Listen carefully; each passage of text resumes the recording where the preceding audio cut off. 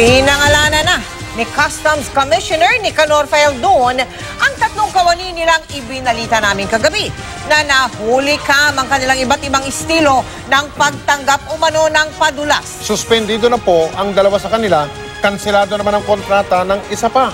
Bukod sa kanila ay may nahuli din na umano'y fixer sa customs. Malayang-malaya siyang labas-masok sa opisina at astang empleyado pa. Narito ang pagtutok ni Joan Veneracion. Exclusivo. Siya si alias Rodel. Kuha ito sa kanya sa loob ng Formal Entry Division ng Bureau of Customs. Sa videong kuha ng CCTV monitoring ng Customs, tila may sarili pa siyang desk sa loob ng opisina. Minsan may mga kausap.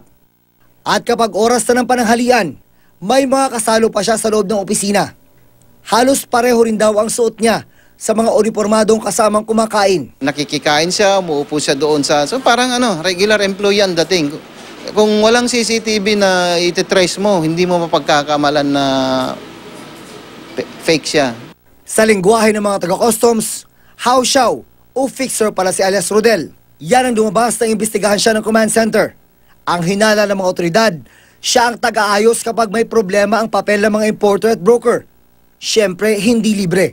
Kaya ating binabantayan din yung pinakausap at dinidisiplina yung ating mga empleyado upang hindi nila gamitin itong mga taong ito na maging kasama nila sa paggawa ng iligal. Hindi nahuli sa akto ang house show na si Rodel, kaya hindi siya nakasuhan. Pero bawal na siya ngayong makapasok sa loob ng compound ng customs. Kahapon, iniulat namin ang nahulikam na tatlong taga-customs na tumatanggap umano ng suhol. Galit na galit si Customs Commissioner Nicanor Faeldon ng mabalitaan ito.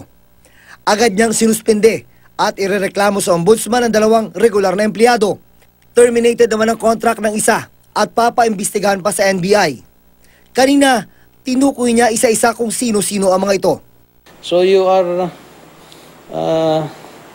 putting in shame the entire country.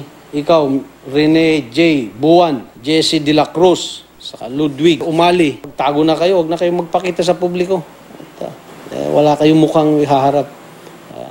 Nakakahiya kayo, nakakapandiri kayo. Matatanda na rin pala kayo sa serbisyo, 27 years, 38 years. Malamang itong pamilya nyo, pinapakain nyo ng maninakaw nyo eh. Pero sabi ni Faeldon, kung may kasalanan ang mga tumanggap, ganon din ang mga nagbigay ng padulas. Ganon din sa inyong mga brokers, importers. Marami na akong sinuspend sa inyo. As of today, 875 na. That shows how corrupt you are. So tumigil din kayo, you are as corrupt as these three. June Veneracion, nakatutok, 24 oras.